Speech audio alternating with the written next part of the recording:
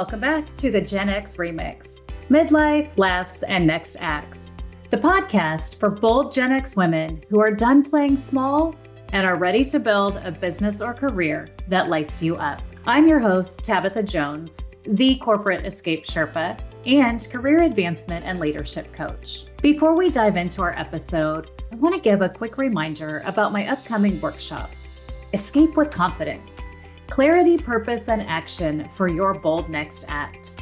It's my 2-session workshop series for Gen X women who are ready to map their corporate exit strategy before jumping ship. So hop on over to the show notes and grab your spot right now before you forget. We'd love to see you in the workshop. Now today, I am joined by someone who I would say is a bit of a soul sister, Shannon Russell. She is a former television producer turned career and business coach, podcast host, and the author of the new book, Start Your Second Act. She's on a mission to help women walk away from careers that no longer fit and boldly build a life and business they love. Let's jump in. Shannon, welcome to the Gen X Remix. How are you doing today? Great. Thank you so much for having me, Tabitha. I'm looking forward to this. Oh my gosh, this is going to be such a fun conversation. I cannot wait to jump in. So we're going to do just that. And we'll start with our favorite question, which is, what is your remix story?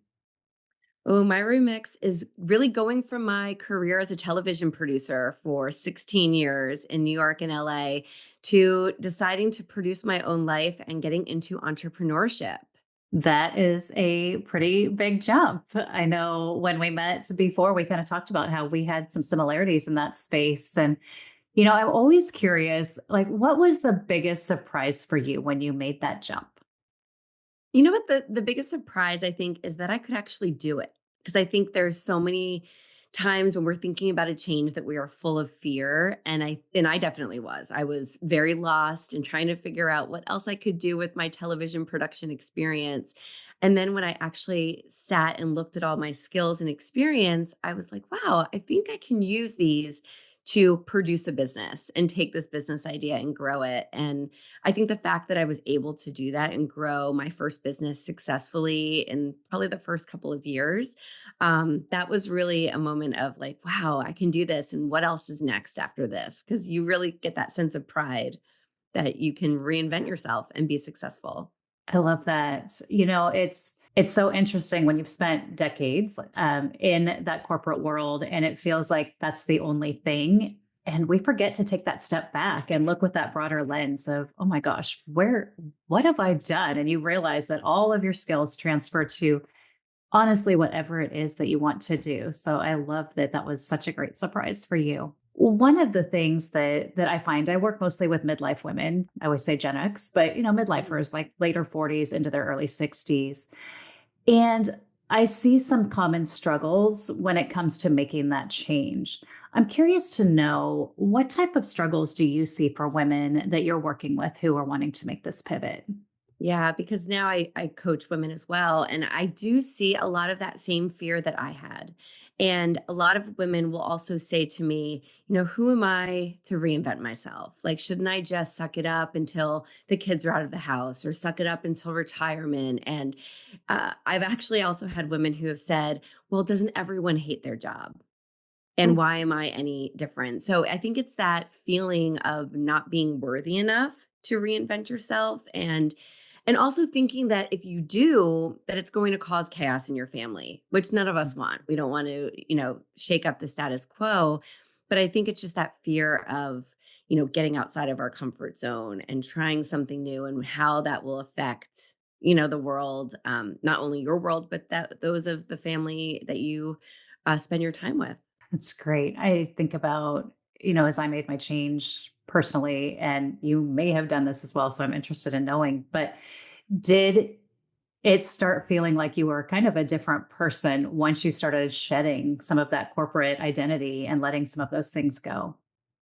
It did. It really did, and it was a lot of that checking in with myself, as I'm sure Mm. you're doing as well or have done, is that you're like, "Okay, wait, I'm still the same person, but I just have different goals to focus on, and I'm, stretching different muscles, and I'm learning about myself," which I find to be really exciting.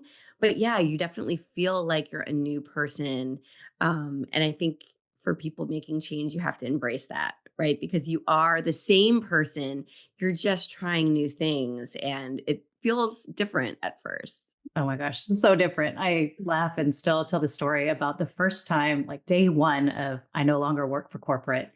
And Mhm. I was like, oh, I'm going to go get a coffee and I'm going to go to Target. And I drive to Starbucks. I get in the drive through line because that's our habit, right? We're in a hurry. We got to get things done. We got to go. And as I'm sitting in line, I'm just like, what the hell am I doing? Like, I'm not in a rush anymore. Like, nobody is waiting for me right now. Right. So I got my coffee. I went to the patio at Starbucks, parked the car, go to the patio, sat down, and forced myself to sit there and just drink the coffee and observe. I had a couple conversations. And then when I was done with my coffee, I threw my little cup in the trash and I drove to Target, where I then leisurely strolled every single aisle, even the baby aisle. I had no business there, but I'm like, you know what? I'm going to go to every single aisle in Target because I can. Yeah. But we get in such that cycle of we got to go. Somebody's waiting for something. I got to get this thing done. Somebody needs this. I got to be here. And a big part of our identity is in that constantly being needed. I think I feel. But then when suddenly you're like, oh, you know what? I've got to be ready for my clients. I've got to be making sure these marketing things go out. I've got to make sure that I have these conversations. But nothing has such a tight timeline. It just feels so different. And it's an adjustment. It is, and for me, I had a commute. I had to take the bus or the train every day, and it was 90 minutes each way. And so that was a huge amount of my day I got back when I decided to leave that job, because now I had, you know, 2, almost 3 hours free to do what I want, and everything was on my schedule. So, yeah, it's just knowing that you're not under someone else's demands, and your demands and your schedule can be as packed or as free as you want, and that's something that really takes time to get used to. Like you said, you're just used to go, go, go, but you're like, "No, I can close the laptop if I need to, and I can take an hour to go to Target if I want to, but, everything still gets done on my time." Yeah, I can play pickleball in the middle of the day. Or yesterday, I took a hike with two ladies. Like it's just, you can just go and get back to it as long as you schedule yourself accordingly. Yes. Something that has come up as I've been talking to some of my clients, and I'm again curious about what you see. And I feel like I went through this. So there's a little bit of an identity crisis, Mm. which is kind of tied to what we were just talking about, I guess. But that, this is who I am, this is the box I fit in. And then all of a sudden, and I've been talking to women lately who've been going through some pretty rough layoffs that are just like, I don't know who I am outside of this company. Mm. Did you experience that? And if so, what were some strategies you used to help work through that? Yes, I definitely did, because in the entertainment industry, it's all in who you are, who you know, that's how you get your next job. I didn't change my last name when I got married because everyone knew me as Shannon Russell in the production TV world. And so I'm very much tied to the career. And when I was changing, I had my husband, who's a television producer, my friends who are all in that world, kind of have an intervention with me of like, are you sure you want to change? You work so hard. And I started thinking of it as I'm the same person. I have a ton of different titles, mom, sister, neighbor, friend, so many titles that I'm just taking off that hat for television producer. I'm figuring out that now I'm going to be a business owner, a coach, an author, whatever it might be, and I'm still the same person. So it took me to kind of look at what I had done and celebrate it and accomplish it and say, you know what, I can go back to producing tomorrow if I want to. That's still a part of me. I'm just going to take this and change and try something else. But it took time to make that mindset shift and believe what I was telling myself, I think, because we are so attached to that. But then I feel like as you start moving towards that second act of yours, you can start to get excited about it and say, I want to almost build onto my lifelong resume and start going in that direction. And it becomes more of a challenge and more exciting to try on a new hat. That, and I think about kind of back to our conversation when we met, I think it was just a couple weeks ago, but when I think back to our conversation about a couple of our differences in philosophy, when you say, you can always go back, I will almost always say that. The one thing I think about is when you're in your 50s, early 60s, it gets a little harder to go back. So True. I'm a big sponsor and promoter of start building your business before you leave so that you don't leave the comfort of that paycheck until you are ready to launch. Mm. With your philosophy, are you helping more women who are ready to just cut the cord and go for it, or are they building as they go? They're building as they go too, because I agree with you with that. I agree that safety net and that exit strategy plan is super important, especially if you have other people depending on you. So yeah, I like to kind of make that roadmap and that plan as well with clients. But I think, and you're right, it is always harder to go back. So again, you want to make sure you don't burn bridges. You want to make sure that that's always an open door option if need be, but to really make sure you're setting yourself up for success so that you don't have to do that. You can keep pushing forward. But yeah, I agree with you about that for sure. Just make sure that you're absolutely ready when you launch. Because a lot of my clients want to leave the 9 to 5 and start a business. And there's a lot that they can do while they're still working and earning that paycheck, like you said.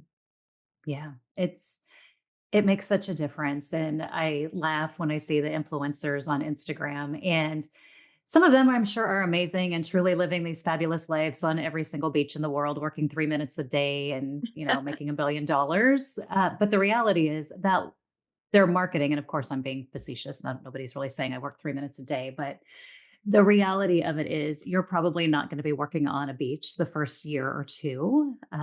You will probably work harder than you've ever worked in your life, but it's going to be for something for you that you are so passionate about. It doesn't feel like work.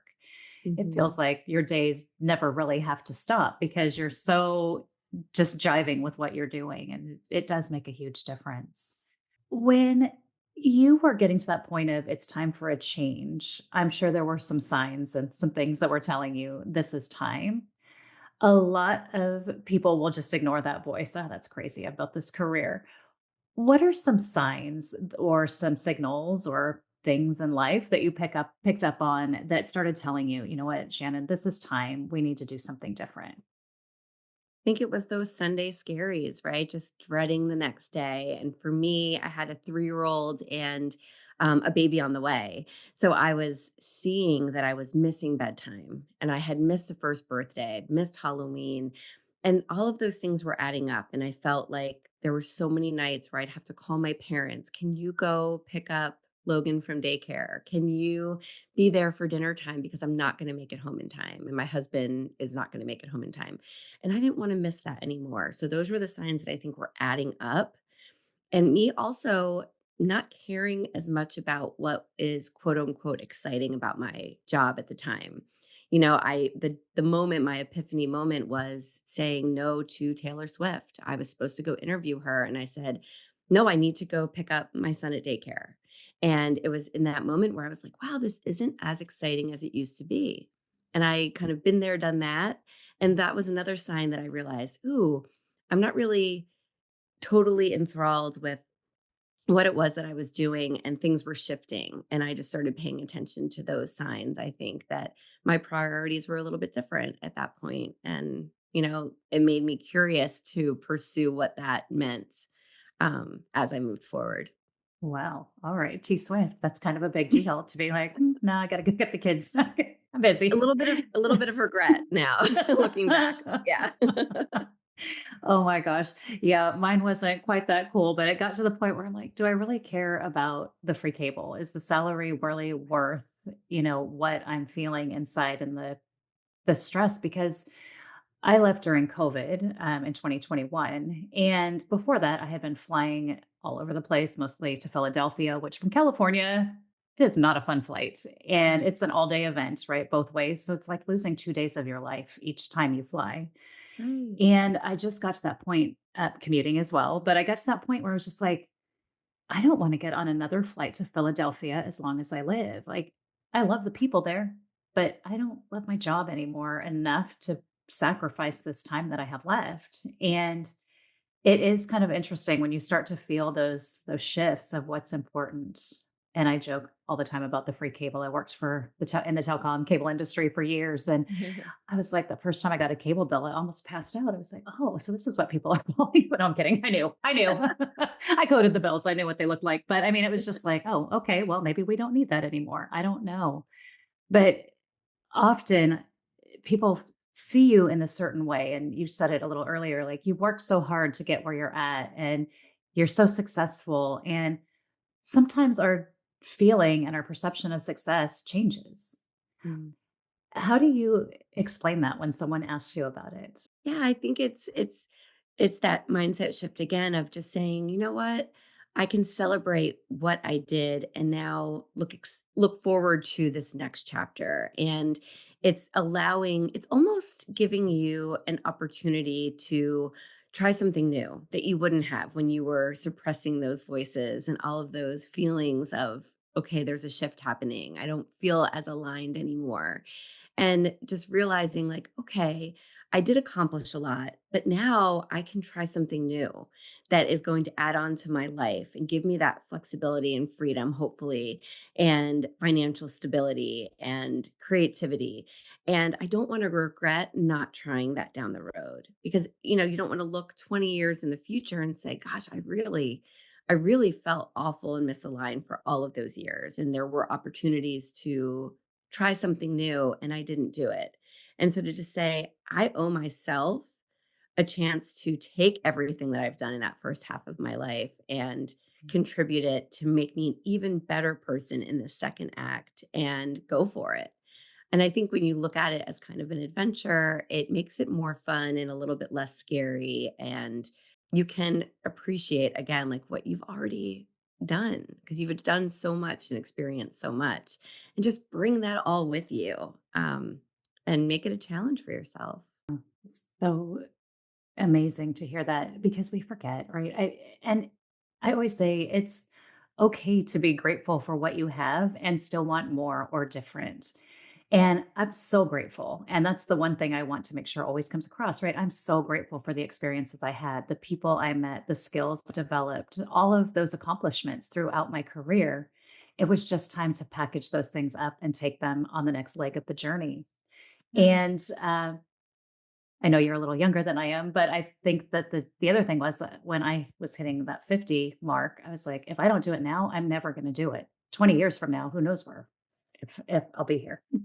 Who knows, what's going to happen or what's next. So I love that you were so brave in making that call and listening to your intuition. And I bet your kids are loving it because they get all the mom time.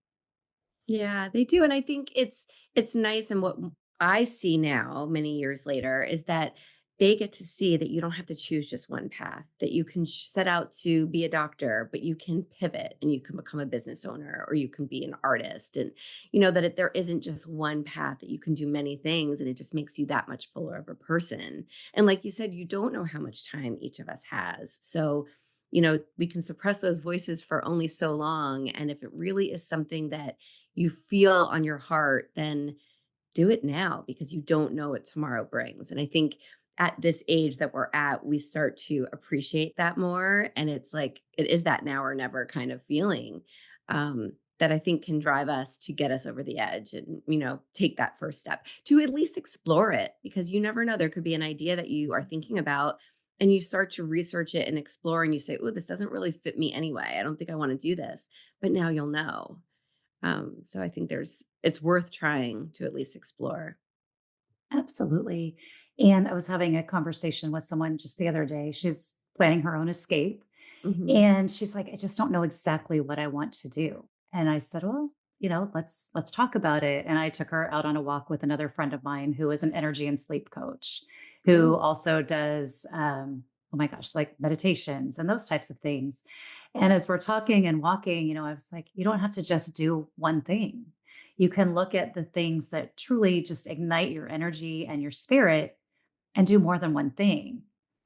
And had I not taken the leap of faith into coaching, I would have never known how many different kinds of jobs there are out there, right? When you grow up, you're like, oh, there's corporate jobs. You could be a doctor, a lawyer, a da da da, right? There's these jobs. When Mhm. you get out and you start surrounding yourselves with entrepreneurs, you see that the opportunities are endless. I have met just through this podcast, I have met, and not all these episodes have launched yet, but I have met people who coach couples on marriage and how to make their marriages thrive.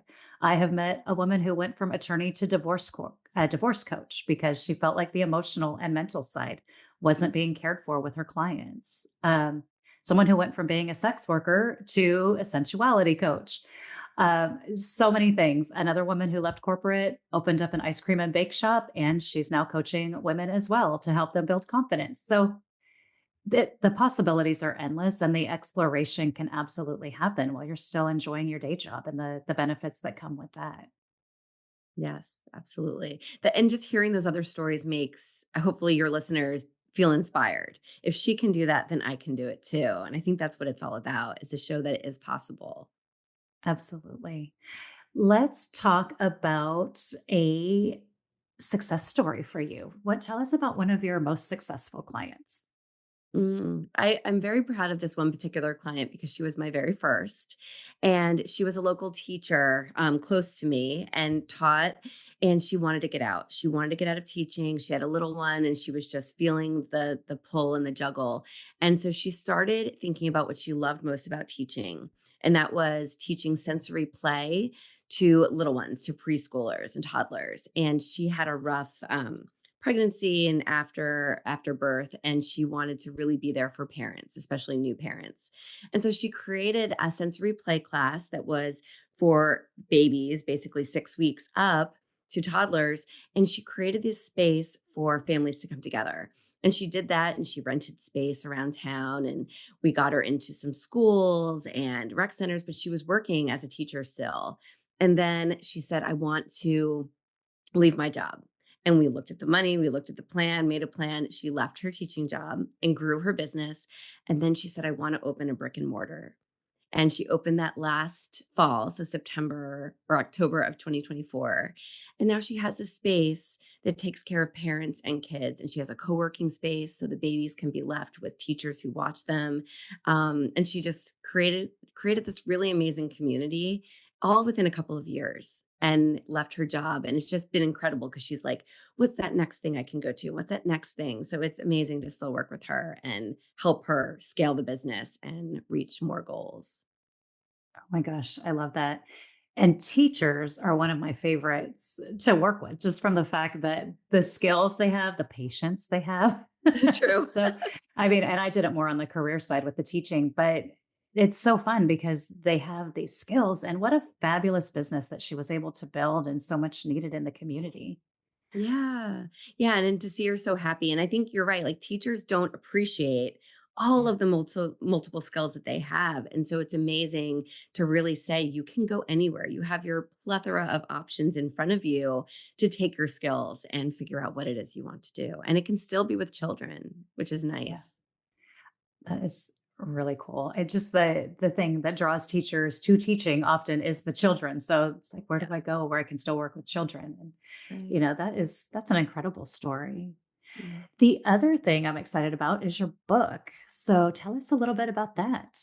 Yeah, so I wrote a book. It's called Start Your Second Act: How to Change Careers, Launch a Business, and Create Your Best Life. It comes out May 7th, and it's really this tool or resource, hopefully, for women to grab to get the inspiration that they need. And really, I talk about not only my transition story, but those of my clients, of celebrities are in there as well, and really my strategies and what I teach on how to go from where you are to where you want to be. And I packed it full with questions and prompts and workbook style exercises that readers can go through so that they can start to take those baby steps towards action. Yeah, and that's the big piece, action. Yeah. Congratulations on that. Writing a book and publishing it is such a huge accomplishment. I want to say the stat I was given is that only 10% of the people who say they're going to write a book actually do it. So Wow. kudos to Yeah. you. Thank you. Yes.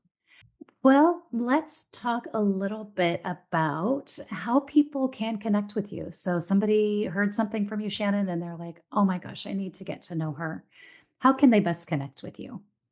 They can go to Shannon Russell Career Coach on LinkedIn. I hang out there a lot. And my website is secondactsuccess.co. Love that.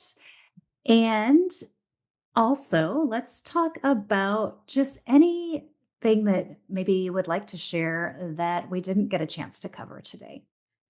Yeah, I think, giving yourself grace and knowing that you're worthy of a change, I think is the first step for anyone who's considering any kind of second act transition.